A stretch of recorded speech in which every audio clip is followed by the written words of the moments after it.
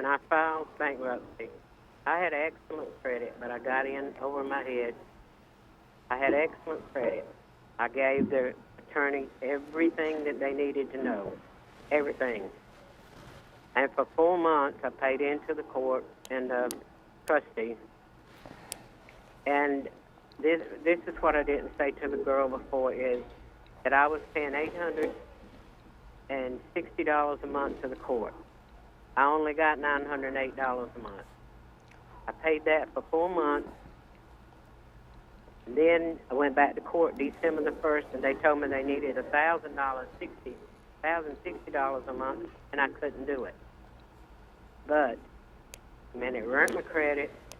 No money went to my creditors, only to the attorneys and the trustee of the court. Are there any recourse for me? Lou?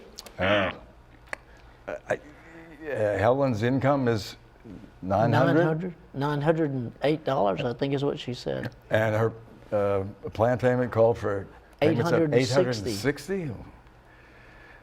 I don't think that case, I wouldn't have filed that case. That's what we call not feasible.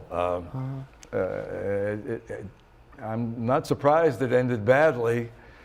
What would you recommend in Helen's situation? What should she have done? Well, obviously Chapter 13 was a mistake and probably should never have been filed. Unfortunately, there is only 2 chapters, Chapter 7 and Chapter 13.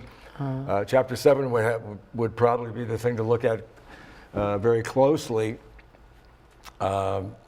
because I just don't like filing Chapter 13 cases that are not feasible, and unfortunately many of them are not feasible. Well, her concern was her credit got messed up. In other words, she had good credit, but apparently a lot of debt.